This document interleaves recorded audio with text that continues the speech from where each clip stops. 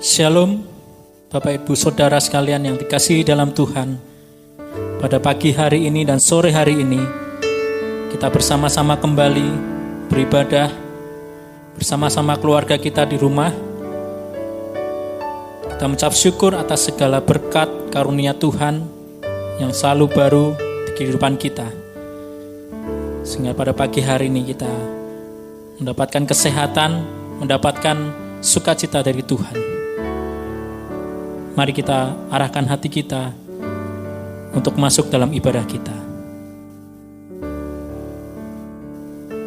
Panggilan berbakti diambil dari Mazmur 103 ayat 1-5. Dari Daud, pujilah Tuhan hai jiwaku, pujilah namanya yang kudus hai segenap batinku. Pujilah Tuhan hai jiwaku, dan janganlah lupakan segala kebaikannya. Dia yang mengampuni segala kesalahanmu, yang menyembuhkan segala penyakitmu. Dia yang menebus hidupmu dari lubang kubur, yang memahkotai engkau dengan kasih setia dan rahmat. Dia yang memuaskan hasratmu dengan kebaikan, sehingga masa mudamu menjadi baru seperti pada burung Raja Wali. Kita akan naikkan pujian kita.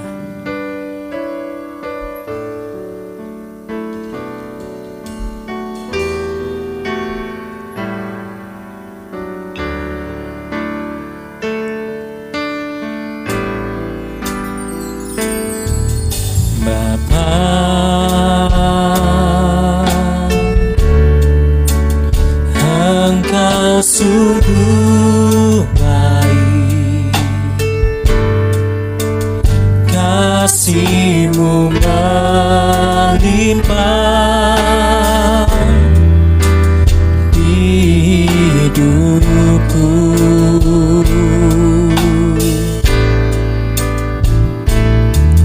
Bapa,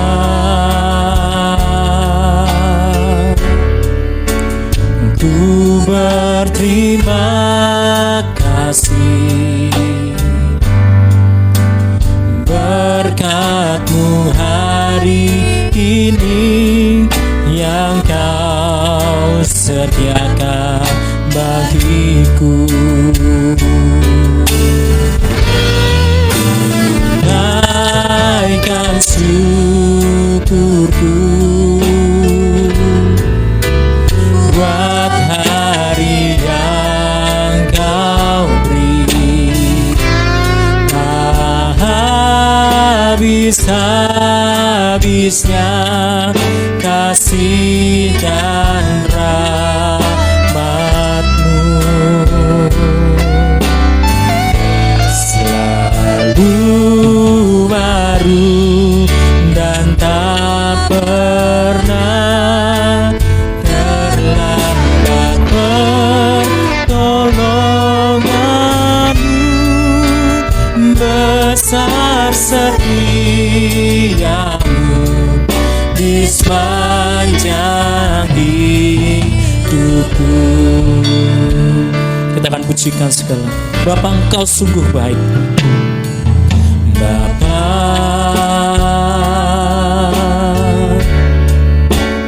Engkau sungguh baik, kasih-Mu melimpah di hidupku.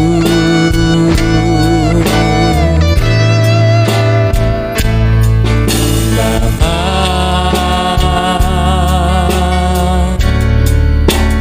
ku berterima kasih, berkat-Mu hari ini yang Kau sediakan bagiku. Naikkan syukurku buat hari yang Kau beri.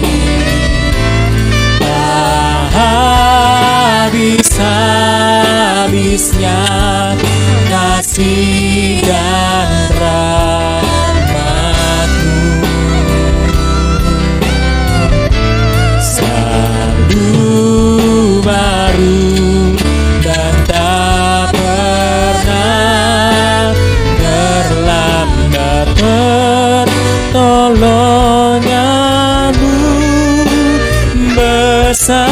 setiamu di sepanjang hidupku. Ku naikkan syukur, ku naikkan syukurku buat hari yang kau beri. Habis-habisnya kasih dan rahmat-Mu selalu baru dan tak pernah terlambat pertolongan-Mu. Besar setiamu di sepanjang hidup. Katakan besar setiamu Tuhan. Besar, katakan besar setiamu Tuhan. Besar setiamu di sepanjang hidupku. Mari arahkan hatimu kepada Tuhan. Selamat pagi ya Bapa. Kami ucap syukur atas segala berkat karunia-Mu Tuhan dalam kehidupan kami. Berkat yang selalu baru setiap hari yang kami rasakan hingga detik ini Tuhan. Kami berterima kasih. Kami mengucap syukur Tuhan atas segala berkat-Mu. Hingga pada pagi hari ini Tuhan, layakan kami, sucikan kami Tuhan, ampuni segala dosa dan kesalahan kami. Biarlah kami siap untuk menerima firman Tuhan. Kami siap untuk beribadah kepada Tuhan pada pagi hari ini. Hadirlah di tengah-tengah kami Tuhan. Bukakan hati kami supaya firman Tuhan bermeterai dalam kehidupan kami. Terima kasih Tuhan. Kami serahkan ibadah kami dari awal, pertengahan hingga akhirnya ke dalam tangan kuasa-Mu. Hanya di dalam Tuhan kami Yesus Kristus kami berdoa dan ucap syukur. Haleluya. Amin.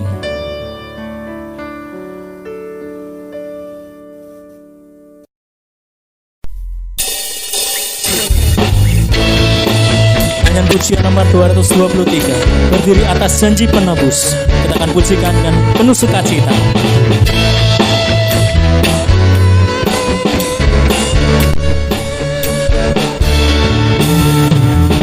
Ku berdiri atas janji Rajaku, puji syukur bagi Kristus ku seru. Sepanjang abad bergema nyanyianku, yakin akan janji penebus. Ku berdiri atas janji Tuhan Yesus. Ku berdiri atas janji penebus. Ku berdiri atas janji yang teguh, walau topan bimbang ragu berderu. Firman Allah sumber kemenanganku, yakin akan janji penebus. Ku berdiri atas janji Tuhan Yesus. Ku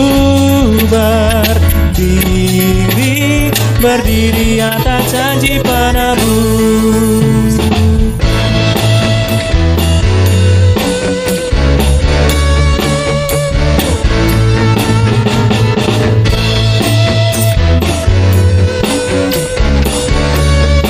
Ayat yang keempat kita akan pujikan. Ku berdiri atas janji yang kukuh, ku dengar suara Roh-Nya yang merdu. Ku bersandar pada juru selamatku, yakin akan janji penebus. Ku berdiri atas janji Tuhan Yesus. Ku berdiri atas janji. Ku berdiri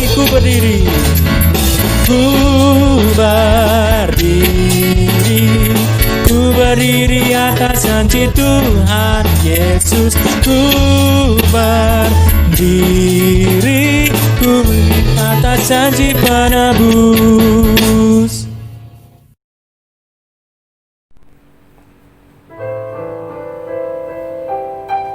Pembacaan firman Tuhan diambil dari Yohanes 15 ayat 10 sampai 11. Demikianlah firman Tuhan.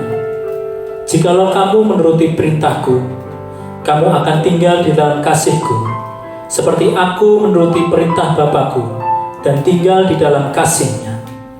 Semuanya itu kukatakan kepadamu, supaya sukacitaku di dalam kamu dan sukacitamu menjadi penuh. Amin.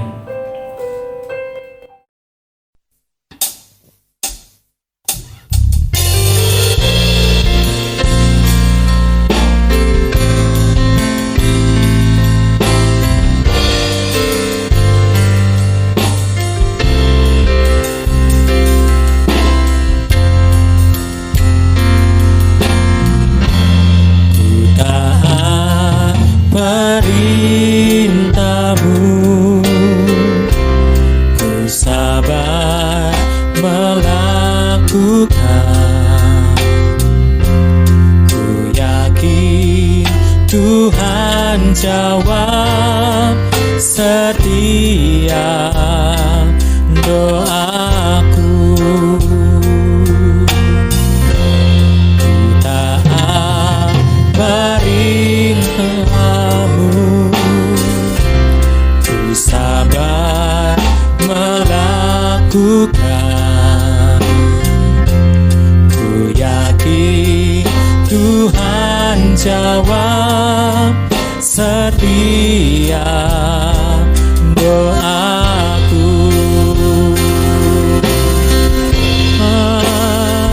Perintahmu Tuhan, pegang setiap firman Tuhan, jadi selalu kehendakmu Kau nyatakan kemuliaan-Mu. Taat perintah-Mu Tuhan, pegang selalu firman Tuhan, jadi selalu kehendak-Mu Kau nyatakan kemuliaan-Mu bagiku.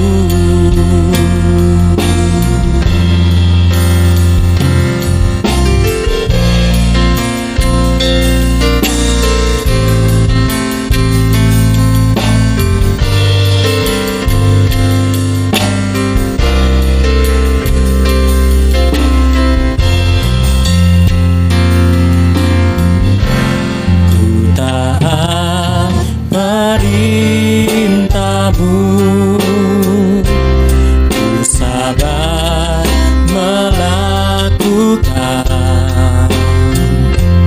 Ku yakin Tuhan jawab setiap doaku. Taat perintah-Mu Tuhan, pegang setiap firman Tuhan, selalu kehendak-Mu Kau nyatakan kemuliaan-Mu. Taat perintah-Mu Tuhan,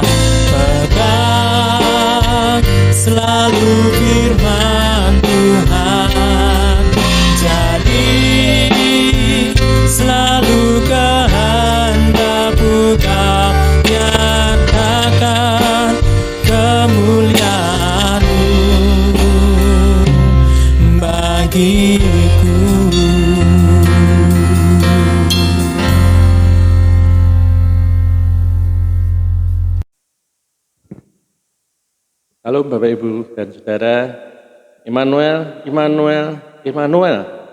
Kiranya Tuhan selalu beserta dengan kita. Bapak Ibu dan Saudara, kita memasuki bulan Agustus, bulan di mana seluruh bangsa Indonesia memperingati kemerdekaan.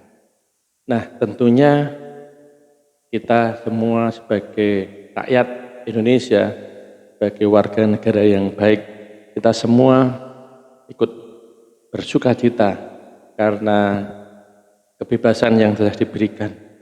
Tetapi ada satu hal yang sangat penting Bapak dan Saudara, bahwa ketaatan kita itu kepada pemerintah, kepada orang-orang yang kita anggap sebagai pemimpin kita, baik pemimpin di negara kita, lalu juga pemimpin rohani kita, lalu juga pemimpin yang tertinggi, yaitu kita punya Tuhan. Tuhan yang memberikan kehidupan kita. Nah, kita akan membahas tentang ketaatan di dalam bulan Agustus ini. Ketaatan yang menjadikan sukacita kita menjadi penuh. Ketaatan yang menjadikan sukacita kita menjadi penuh.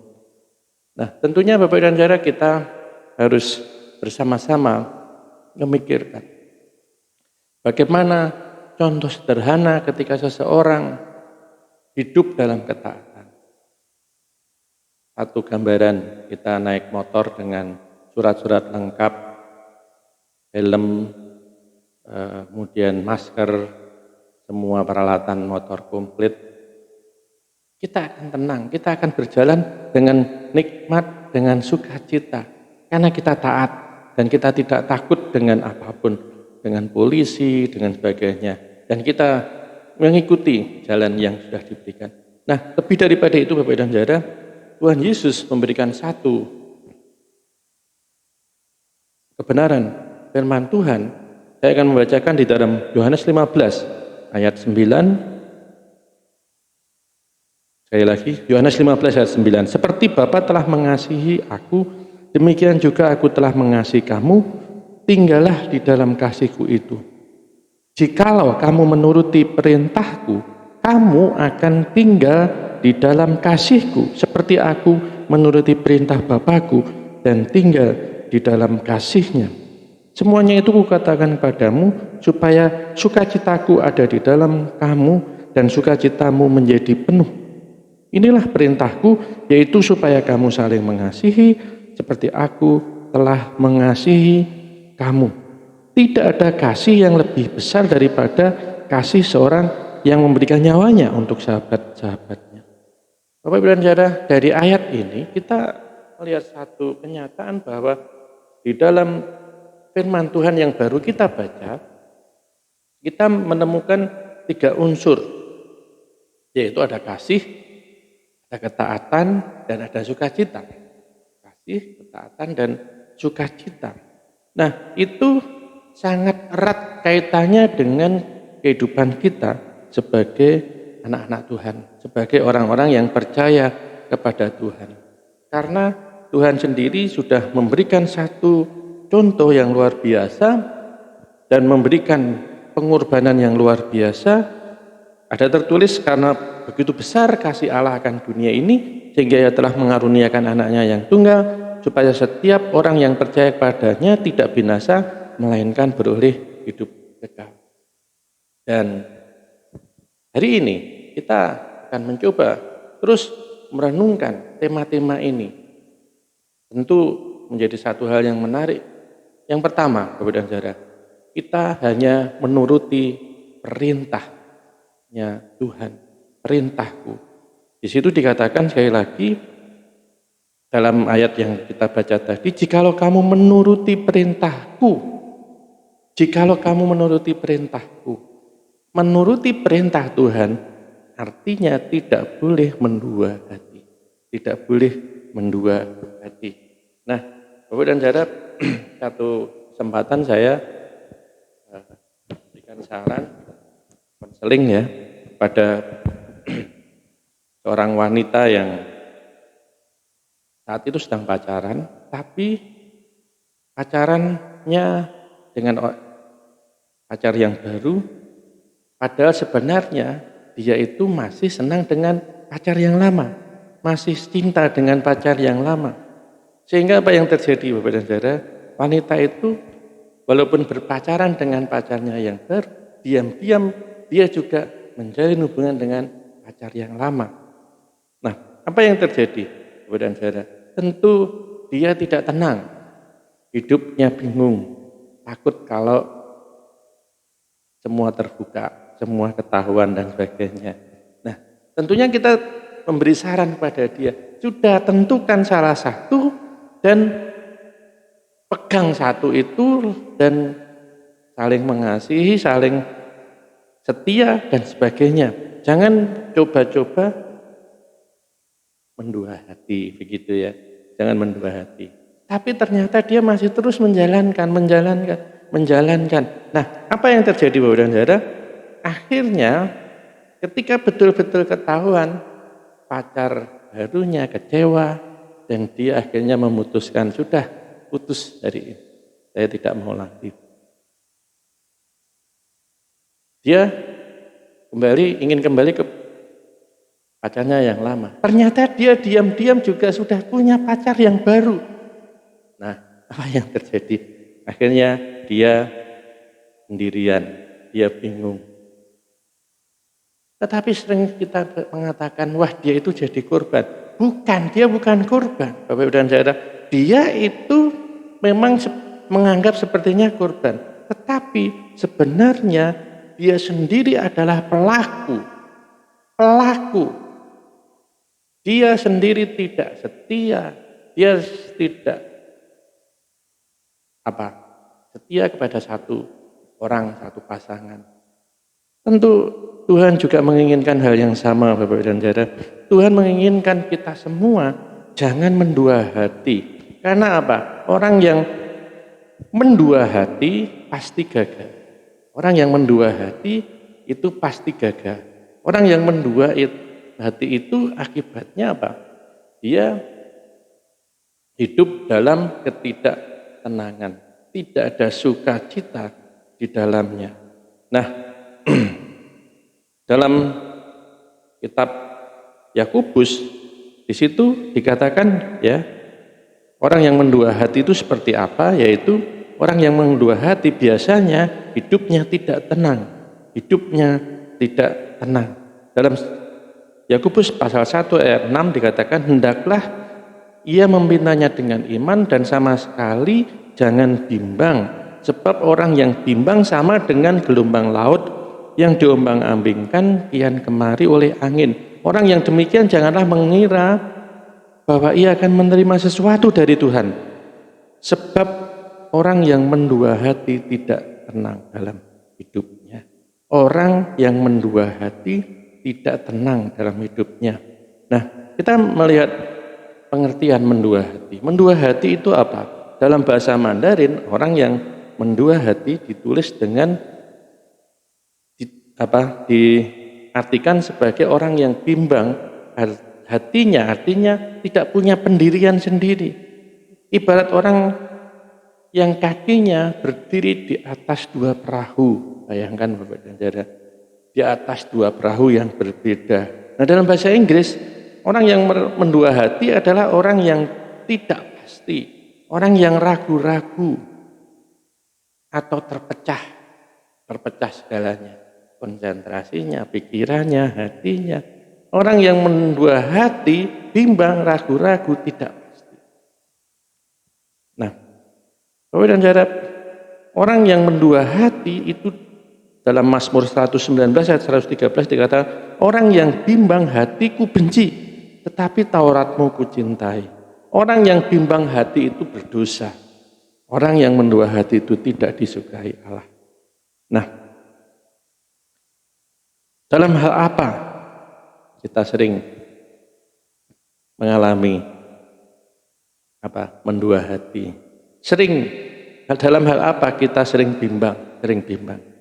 Pertama mungkin ketika kita pacaran, mencari pacar. Ada orang yang legal, playboy, karena pandai mengatur waktu sehingga bisa berpacaran dengan beberapa orang sekaligus tanpa mereka tahu. Bisa dengan hari ini A, nanti pagi ini A, nanti malam B, besok lagi C. Wah, ngeri ya. Nah, padahal ada orang yang mencari satu pacar saja susah. Tapi ada orang yang dengan hebatnya dia bisa memacari banyak orang. Dan akhirnya dia sendiri akan bingung. Karena cara memang kebimbangan sering kita alami. Yang sini cantik, yang sini juga cantik, yang sini lebih manis, yang di sini juga manis, yang di sini baik karakternya, di sini juga baik. Tetapi kita harus tetap memilih satu. Nah, yang kedua, dalam pernikahan. Ada orang yang sudah menikah tetapi masih senang bergaul dengan wanita lain. Dengan orang jomblo yang masih perawan. Atau justru senang dengan istri atau suami orang. Bayangkan Bapak Ibu dan Saudara kalau sampai terjadi perselingkuhan. Sudah punya istri atau sudah punya suami, tapi berselingkuh dan akhirnya hamil dan akhirnya bagaimana caranya bertanggung jawab? Ya punya istri lebih dari satu. Nah, si wanitanya disebut sebagai pelakor begitu ya. Nah, kita lihat di dalam zaman Alkitab pun ada orang yang seperti itu. Ketika Tuhan Yesus menemui wanita Samaria di dalam Yohanes pasal 4, dia punya 5 suami, luar biasa ya Pak dan Saudara. Nah, kalau kita mendua hati, tentu ini menjadi persoalan. Tentu ada satu yang disakiti, ada satu pihak yang disakiti. Dan ada orang yang berbahagia di atas penderitaan orang lain. Itu. Kemudian dalam bidang pekerjaan, kita melihat ada orang yang suka berpindah-pindah pekerjaan dalam tanda petik yang negatif ya. Kutu loncat. Karena apa? Dia mudah bosan, dia tidak setia, dia tidak loyalis begitu ya. Nah, sering terjadi seperti itu. Apakah itu menjadi satu persoalan? Tentu pada saatnya nanti orang akan melihat dia loyalitasnya sangat kurang. Dalam bergereja juga sering orang berpindah-pindah gereja. Dia sering membanding-bandingkan gereja ini dengan ini, gereja ini dengan ini. Tetapi kadang-kadang ada orang yang tidak mau ambil bagian yang lebih dalam di dalam satu gereja. Apakah tidak lebih baik kita bergabung dengan satu gereja, full di situ melayani sepenuh hati kepada Tuhan, sehingga kita bisa dipercaya. Dalam pergaulan sering terjadi juga kita memilih-milih teman, tetapi juga tidak mau meninggalkan teman yang lama, dan akhirnya menjadi satu hal yang kita sendiri tidak nyaman. Dalam hal kepercayaan, iman, ini yang menjadi puncak dalam persoalan mendua hati. Ketika kita mendua hati terhadap Tuhan, sehingga kita tidak serius memuliakan Tuhan, tidak serius memegang prinsip-prinsip dari Tuhan, tidak serius dalam hal memikirkan yang terbaik untuk Tuhan. Nah, kalau ada orang Kristen ketika dia ke gereja hanya karena dia senang ke gereja, dia tidak ke gereja karena tidak suka ke gereja, dia berdoa ketika dia membutuhkan dan dia tidak mau berdoa ketika tidak membutuhkan. Nah, orang seperti ini apakah dia betul-betul mengenal Allah dengan baik? Apakah dia betul-betul orang yang betul-betul taat pada perintah Tuhan? Bahkan ketika sakit pun, atau ketika dia lebih mempercayai kepada yang lain, pada paranormal, pada dukun, wah itu lebih parah lagi, pada orang pintar. Nah Bapak dan Saudara, Tuhan tidak ingin seperti itu. Nah, kalau kita lihat di dalam kitab 1 Raja-Raja pasal 11 ayat 4, di situ ada digambarkan arti yang bagaimana kita sepenuh hati berpaut kepada Tuhan. Berpaut kepada Tuhan. Saya hanya menggarisbawahi hati yang berpaut kepada Tuhan. Artinya apa? Menurut teks bahasa aslinya, kalimat itu seharusnya diterjemahkan sebagai hati yang fokus hanya kepada Tuhan. Hati yang fokus, kata kuncinya adalah fokus. Itu berarti dalam kisah itu disebutkan Abiam bukannya menyangkal Tuhan. Abiam itu anaknya dari Yerobeam. Dan dia tidak merubah kepercayaan kepada Tuhan. Tapi dia juga tidak fokus kepada Allah, dan dia juga punya perbandingan dengan Allah-Allah lain. Allah tidak suka yang seperti itu. Jadi masalahnya hatinya tidak sepenuhnya fokus kepada Allah. Hatinya mendua. Abiam sebagai raja dalam kerajaan Israel, dia kalau ditanya ya saya percaya kepada Tuhan. Tetapi dia juga percaya kepada yang lain. Ini yang berbahaya artinya. Bapak dan saudara, kita harus mempunyai satu konsentrasi fokus hanya kepada Allah. Hanya kepada Allah. Nah, jadi apa yang dimaksud dengan hati yang tidak sepenuhnya fokus kepada Allah? Yesus menggunakan contoh yang luar biasa. Dalam Matius 6:22 ayat 23 untuk membantu kita mengerti pentingnya fokus terhadap Allah. Tak seorang pun dapat mengabdi kepada dua Tuhan. Karena jika demikian ia akan membenci yang seorang dan mengasihi yang lain. Atau ia akan setia kepada yang seorang dan tidak mengindahkan yang lain. Kamu tidak dapat mengabdi kepada Allah dan kepada Mammon. Hati yang fokus berarti apa? Hati yang tidak boleh mendua hati. Seorang yang mendua hati, Bapak dan Saudara, kita melihat di situ fakta bahwa dia tidak fokus melayani Allah. Dia tidak fokus membaca firman Tuhan. Dia tidak fokus melakukan firman Tuhan. Nah, Allah tidak suka yang demikian itu. Dalam Yakobus 4 ayat 8, mendekatlah kepada Allah dan ia akan mendekat kepadamu. Tahirkanlah tanganmu, hai orang-orang yang berdosa, dan sucikanlah hatimu, hai kamu yang mendua hati. Bertobat, mari kita bertobat.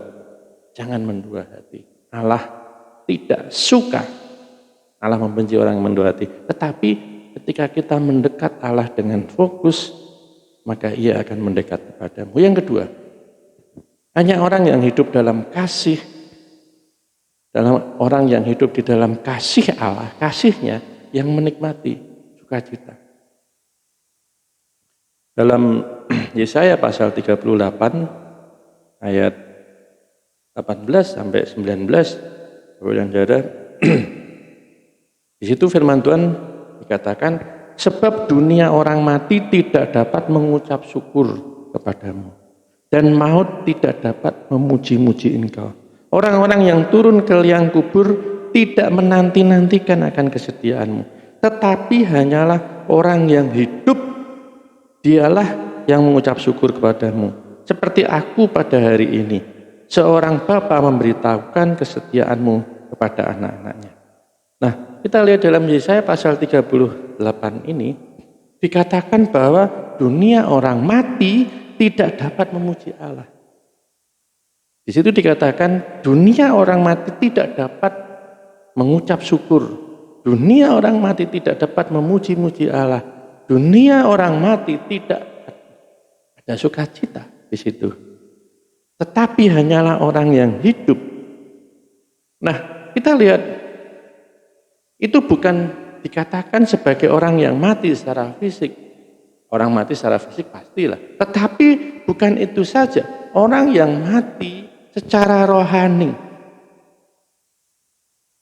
Karena Allah adalah roh dan barang siapa menyembah dia harus menyembahnya dalam roh dan kebenaran. Tentu saja hal itu berbicara tentang seorang yang sudah lahir baru.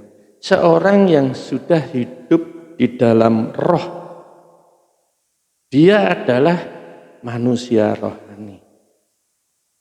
Bukan manusia duniawi. Orang yang sudah dipimpin oleh Allah melalui pimpinan Roh Kudusnya. Jadi hanya orang yang dipimpin oleh Roh Allah yang disebut anak Allah. Dalam Roma 8 ayat 14. Bapak Ibu dan Saudara, jadi bagaimana kita menyikapi hal ini?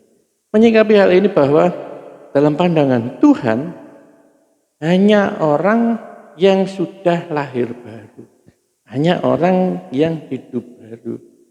Dia yang patut hidup dalam ketaatan dan akan menerima sukacita. Dan akan menerima sukacita. Kita lihat kalau di dalam kitab Wahyu pasal 3 ayat 1. Dan tuliskanlah kepada malaikat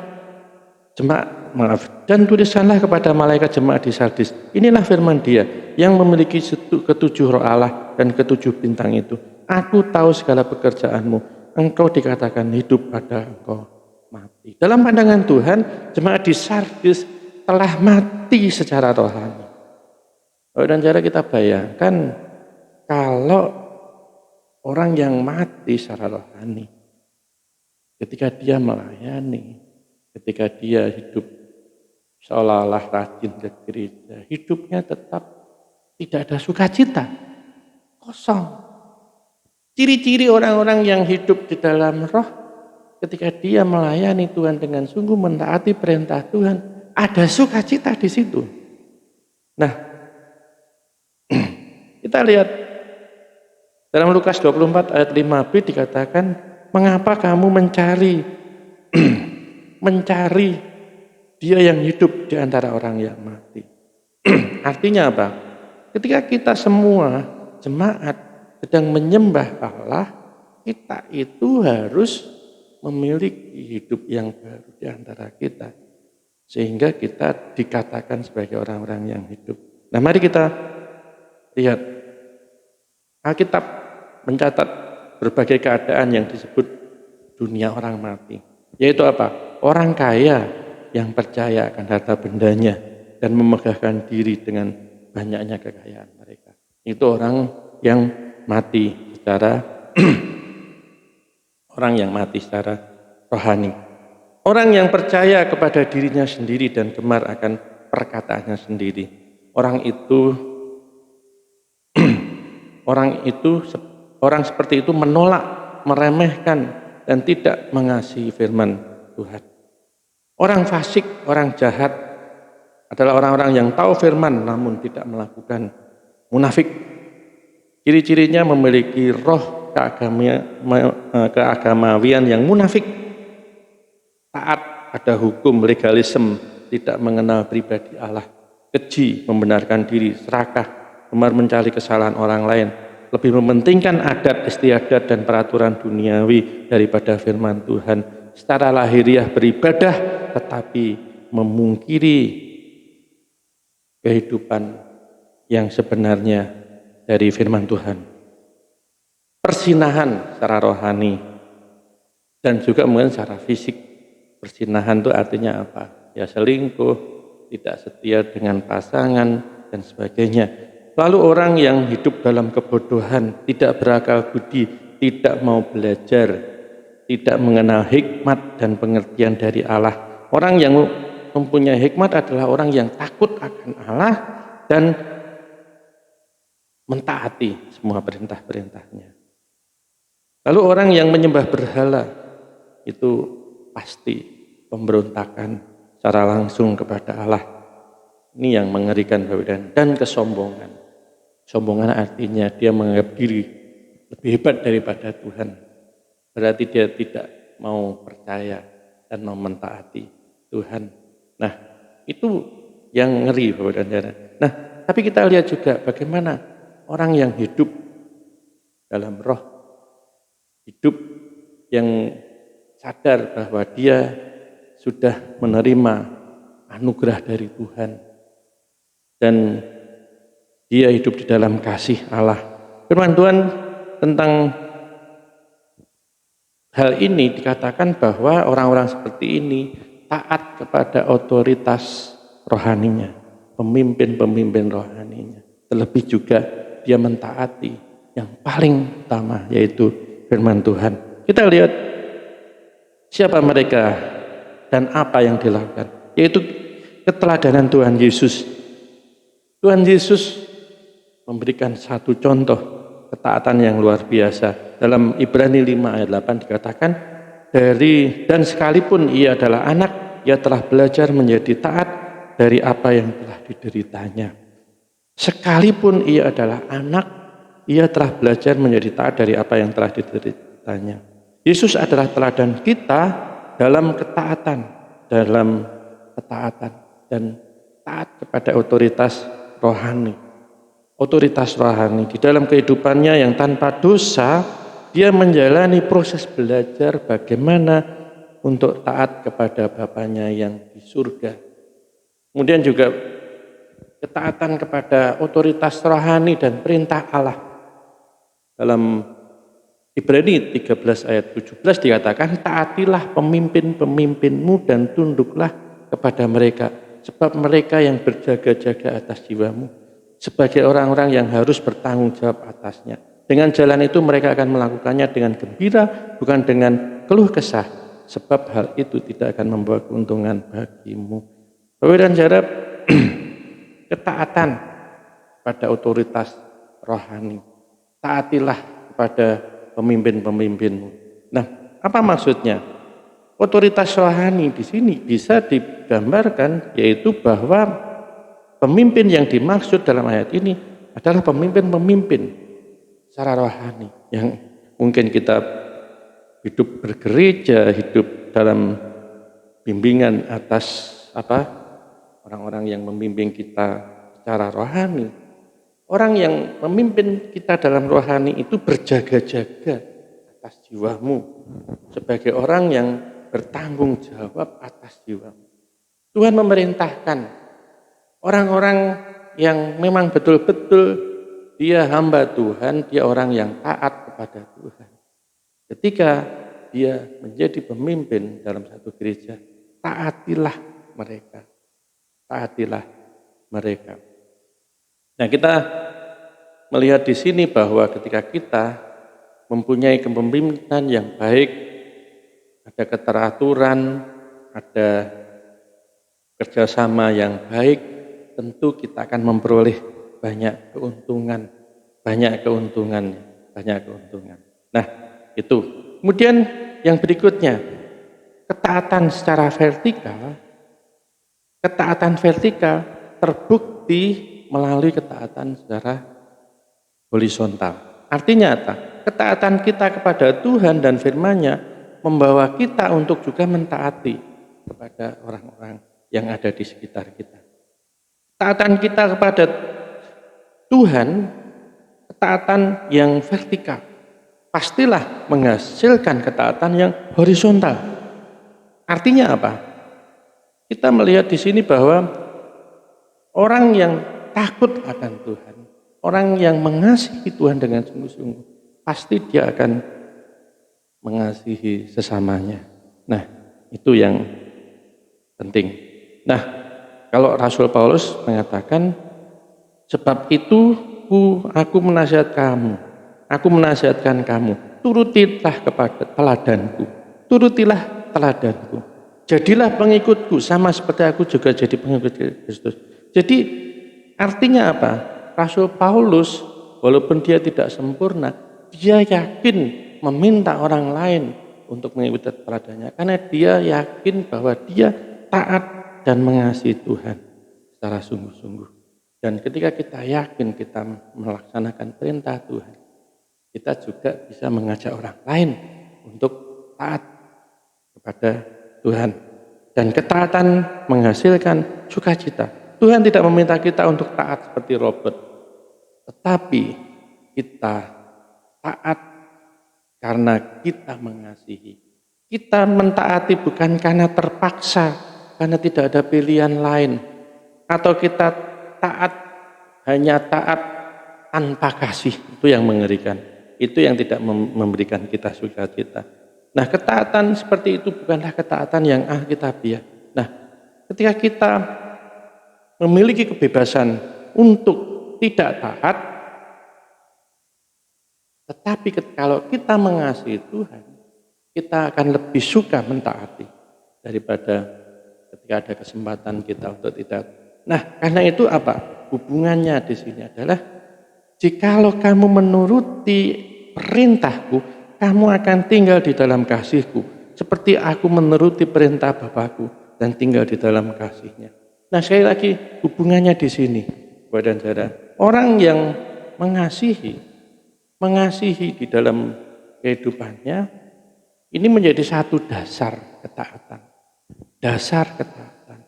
Nah, dari pembacaan firman yang kita pelajari seperti hari ini, dalam unsur yang ada di dalam firman Tuhan, ada kasih, ada ketaatan, dan sukacita itu saling berkaitan. Nah, bagaimana supaya kita dapat mengalami atau hidup di dalam kasih Tuhan? Tadi kita baca, untuk dapat hidup dalam kasih Tuhan, kita harus mentaati perintah Tuhan dan taat pada kehendaknya. Itu supaya kita dapat hidup dalam kasih Tuhan. Di situ syarat pertama adalah kita harus hidup dalam ketaatan, menaati dan menuruti perintah Tuhan. Tuhan Yesus sendiri telah memberikan teladan kepada kita dalam hal ketaatan. Sejauh mana ketaatan Yesus terhadap Bapaknya, yaitu ketaatannya sampai kematiannya di atas kayu salib, yang kita bisa baca di dalam Filipi 2 ayat 5-11. Nah, mengapa kita harus taat? Ketaatan sejati dimulai dari kasih kita kepada Tuhan. Artinya, ketaatan yang sejati dimulai, kasih Tuhan kepada kita lebih dahulu. Tuhan tidak menuntut kita taat lebih dahulu, namun Dialah yang mengasihi kita lebih dahulu, dan Dia rela mati untuk kita ketika kita masih berdosa. Jadi ketika kita ingin hidup di dalam ketaatan, kita akan hidup di dalam kasih-Nya. Dan kasih-Nya itu akan membuat kita semakin mentaatinya. Taat berarti kita memegang erat firman itu, menaruhnya dalam hati dan menjadikan bagian dalam hidup kita. Dengan kata lain, Bapak dan Saudara, ketika kita menerapkan prinsip-prinsip firman Tuhan dalam kehidupan sehari-hari, Allah mengatakan, hendaklah kamu menjadi pelaku firman dan bukan hanya pendengar saja. Sebab jika tidak demikian, kamu menipu diri sendiri. Dalam Yakobus 1 ayat 22. Itu yang penting di sini. Sekali lagi bahwa kita harus taat memegang firman dan kita harus menaruhnya di dalam hati kita, dan kita menerapkan prinsip-prinsip firman Tuhan itu dan melakukannya dalam hidup kita. Karena apa? Selalu ada upah untuk setiap ketaatan kita. Yaitu yang terakhir dikatakan, supaya sukacitaku ada di dalam kamu dan sukacitamu menjadi penuh. Ketika kita taat kepada Tuhan, kita akan tinggal di dalam kasih-Nya yang sejati. Berarti ada jaminan pemeliharaan, janji penyertaannya dinyatakan sempurna atas kehidupan kita hari lepas hari. Jadi sukacita kita menjadi penuh ketika kita menjadi pelaku firman, ketika kita mentaati upah dari ketaatan kita. Itu sukacita yang abadi, sukacita yang kekal. Nah, kesimpulannya, bila kita sadar betapa besar kasih Tuhan pada kita, maka diri kita akan dipenuhi dengan kasih yang sejati. Itu yang akan membuat kita hidup dalam ketaatan. Sekali lagi, bila kita sadar akan betapa besar kasih Tuhan dalam hidup kita, maka kita akan dipenuhi oleh kasih yang sejati. Dan itu dengan kita mengasihi, kita akan menjadi taat. Taat artinya kita hanya menurut perintah Tuhan, tidak mendua hati. Taat artinya hanya orang yang hidup dalam kasih-Nya yang menikmati sukacita. Di luar itu tidak ada ketaatan yang sejati, tidak ada sukacita yang sejati. Kiranya Tuhan berkati kita. Mari kita berdoa. Terima kasih Tuhan, pada kesempatan ini kami bersyukur untuk firman Tuhan yang telah kami renungkan, kami pelajari, kami percaya, kami mendapatkan hal-hal yang penting berhubungan dengan ketaatan. Ketika kami menuruti taat pada perintah-perintah-Mu, kami akan tinggal di dalam kasih-Mu, dan kasih-Mu itu akan mendorong kami untuk menyempurnakan hidup kami, sehingga kami menikmati sukacita yang penuh. Ampuni selama ini Tuhan kalau kami mendua hati, tidak mengutamakan Engkau. Kami tidak fokus pada ampunilah kami. Dan ketika kami mengutamakan-Mu Tuhan, dan ketika kami mentaati-Mu, upah yang pasti, kami menerima sukacita yang penuh dari Tuhan. Terima kasih Tuhan, dalam nama Tuhan Yesus Kristus kami berdoa. Amin.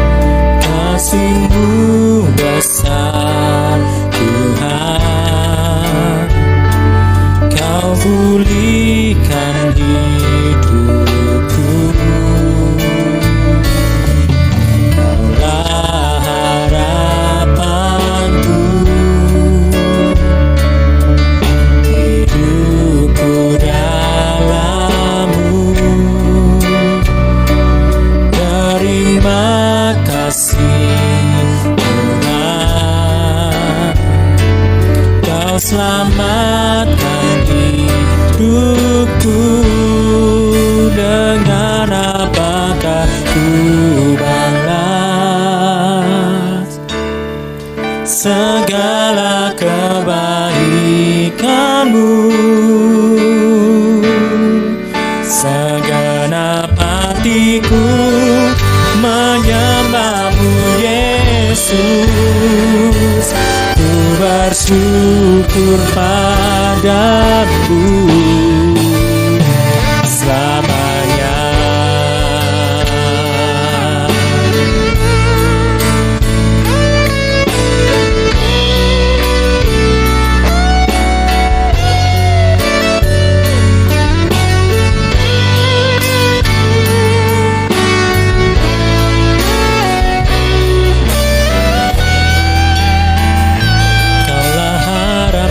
Tuhan, Kaulah harapanku, hidupku dalam-Mu. Terima kasih Tuhan, Kau selamatkan hidupku, dengan apakah ku balas segala kebaikan-Mu. Segenap hatiku menyembah-Mu Yesus, ku bersyukur dengan apakah ku balas segala kebaikan-Mu.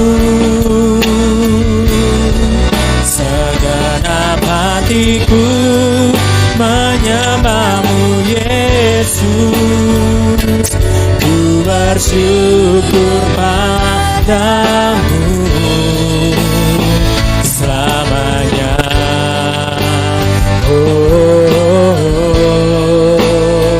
Selamanya. Selamanya. Selamanya.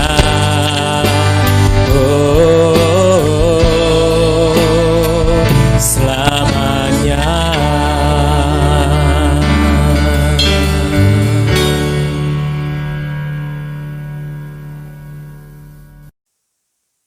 Bapak dan saudara, mari kita akan bersama-sama mengakhiri ibadah kita dengan doa syafaat dan doa berkat. Mari kita berdoa. Tuhan, kami bersyukur karena penyertaan dan pimpinanmu dalam ibadah pagi hari ini dari awal sampai akhir, juga termasuk yang beribadah pada sore hari ini juga Tuhan.